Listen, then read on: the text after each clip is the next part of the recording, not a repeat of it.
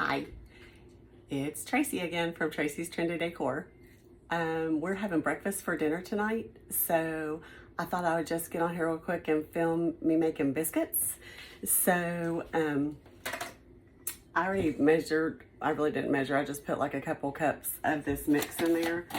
This is the mix that my mom always used in Kentucky. I can't find it up here. If someone sees this in a store up here, let me know. I'm in Ohio, obviously, but I bought this when we were in Kentucky last weekend, so I'm gonna use it. The only thing I can find up here that's comparable is this, which it works okay. I just don't think it makes as good of biscuits as this, but they're both good. I think it's because my mom used this that I decided, I just want it like that. But anyways, I'm gonna use this ready mix tonight. And there's directions on the back of the bag to kind of tell you how much. It's just buttermilk and the biscuit mix. And I'm just kind of gonna half it because it's just me and my husband and our granddaughter Ruby tonight. So I'm just gonna I went on and greased my black iron skillet. So I'm just put Crisco shortening in there and greased it real good. And I'm just gonna make a pan of biscuits tonight because there's only 3 of us. So I'm kind of trying to half the recipe a little bit. I'm gonna go in and pour in this buttermilk. And sometimes you have to add more, or sometimes you have to add more flour. Just depends. I'm just gonna stir it up and see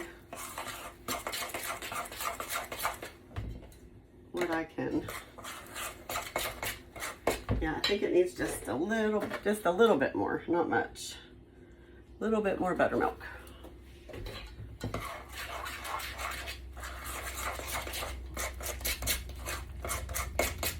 I don't know if you can see this or not, but this is kind of the consistency of it. It's just like, I don't know, like, I guess thin dough. So I usually always take, just because I don't want to clean up any more of a mess than I have to, I usually take a few paper towels and put them on the counter like this. And then I've got just regular, I just realized I got the all-purpose flour, but I really needed I was just going to use self-rising flour. So I'm going to put the self-rising flour in my sifter here, and I'm just gonna dump some, and I'm just gonna shake it over on my paper towel so I can turn my biscuit dough out on there. And then I'm gonna put just a little bit more in here because I'm gonna put some on top. But I'm just gonna turn the dough right out on top of the paper towel where I put the flour.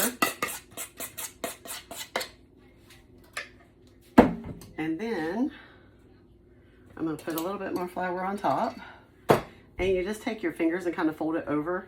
You don't want to over knead biscuits or they'll be tough. So you just want to kind of just knead it a couple of times. You don't really have to do much with it. And it's kind of thin dough, so you don't have to do too much with it. I just kind of fold it over a couple of times over on top of itself. And then you're just gonna take and pat it out real good. Till it's about, I don't know, probably like a ½ inch thick. I think you guys can see that okay. And then I have my biscuit cutter, and I'm just gonna kind of put it right here in this flour so maybe it won't stick too much. I'm gonna move my pan over here so you can see. I think you can see better if I put it here. So I'm gonna do this, and I'm just gonna cut out my biscuits.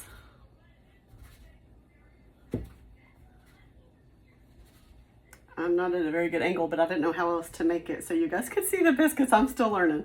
So we cut these biscuits out, so I'm just going to put them in the pan here.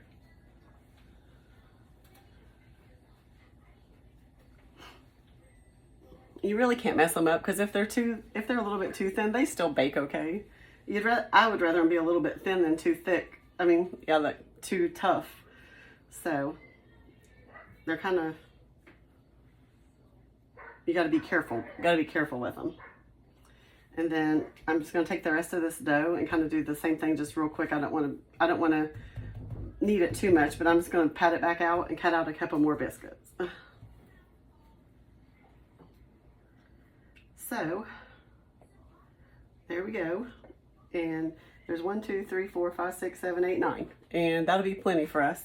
You could also take the rest of this dough and make you up another biscuit. I don't really have enough room in my pan, so I'm not gonna worry about it.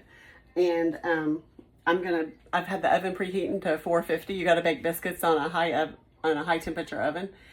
And I'm gonna stick them in the oven, and I will get back on when they're done so you can see what they look like when we turn them out.